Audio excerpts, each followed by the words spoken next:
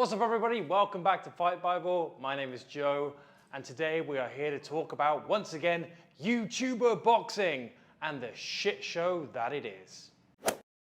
Perfect. Last night, Sunday 31st of July 2022, we finally got to see the Iranian Hulk Sajad Gharibi in the ring. No shock that he's a fraud. We already knew that. His photographs are photoshopped, all of his stats are completely wrong. Apparently he's 6'4" and 400 pounds. Reality is he's 5'10" and closer to 280. Some of you might remember that back in February, myself and Brad were trying to get on a boxing card. This was a celebrity boxing card at the O2 Arena in London. Headlining the event was going to be Martin Ford, who is a Hollywood actor and stuntman and martial artist, and he's pretty good. You know, he's not a professional fighter, but he knows what he's doing, versus Sajad Gharibi, the Iranian Hulk. This fight was due for the end of April, and then the fight got cancelled. And there was a bit of a hoo-ha about why exactly it was cancelled, and only recently Martin Ford did a podcast explaining exactly why the fight got cancelled. Sajad Gharibi, on the other hand, he was blaming Martin Ford for breaking his contract and we're going to sue him and all this other kind of shit. Reality is, Martin Ford saw that Sajad was a fraud and was probably going through some mental issues and decided to cancel the fight. Because it was very obvious and very clear that there was never going to be a fair fight. After that, we were supposed to do a press conference, and I saw him after that at that press conference, and he was crying. Like, he was broke. He didn't want to fight, he didn't want to go out, he didn't want to wake, he didn't want to do anything. He was bad. He then put a post out on social media, which you may or may have not seen because he took down about 12 hours later saying he wants to kill himself. And for me, I phoned up the organiser. I can't fight this guy.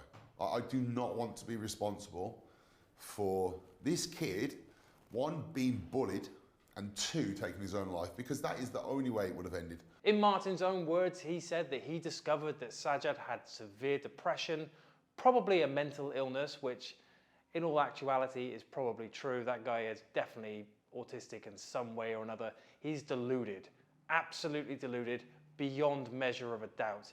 He comes from a small place in Iran where he is a superstar. And we all know that if you're in an echo chamber of your own lies, you will believe your own lies. And he definitely does. He thinks he's the world's strongest man and that if he bends a frying pan, that means he can fight. The reality is, he ain't got a fucking Scooby. In mid-July, he announced that he'll be fighting another Middle Eastern guy called the Kazakh Titan.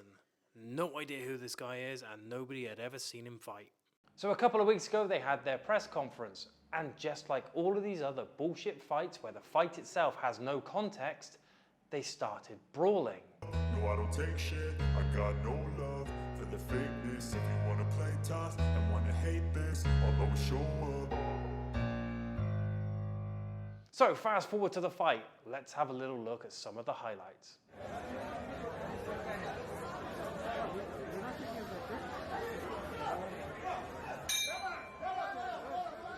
So as you can see, both the fighters are in clothes and they both look terrible. Neither of them fancy donning the bare chest to show off their impressive muscles, because they don't exist.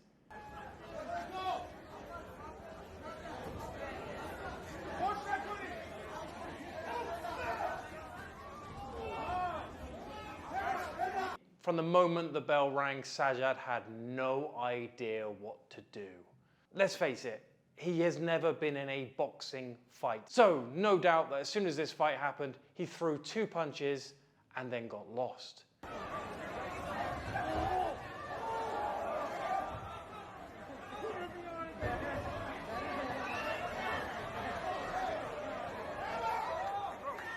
He assumes that when you miss your punch, the other guy is not allowed to punch you.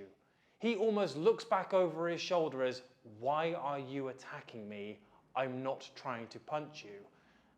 Which is a logic that only a non-fighter would understand. Just because you're gassed or even injured, it doesn't mean that the other guy will stop. And the punches he's getting hit with aren't exactly anything special. They're gonna hurt, it's still a punch. But let's face it, the technique behind the punches being hit with were fucking pathetic. And the punches that Sajad threw back were even worse.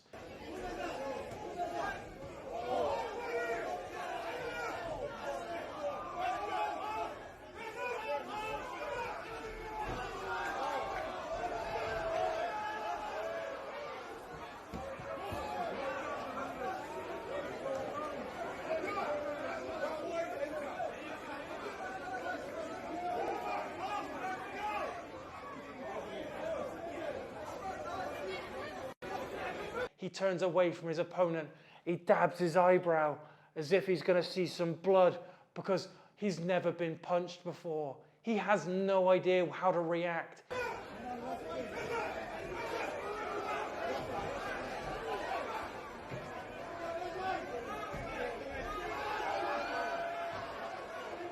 He had his eyes closed and he just swang. So much so that when the punch missed, he fell over multiple times.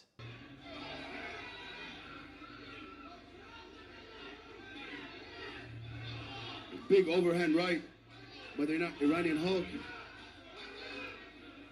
And these guys are fighting. Right hook. Oh, the right hook dropped him. Oh, he dropped him with the left hook. Right hook, sorry. And that's an interesting shot.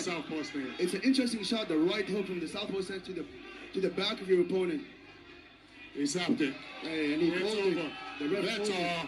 If you throw a punch and the power you put into it is enough to spin you around 180 degrees to the point where you have no idea where your opponent is, you do not belong in a boxing ring.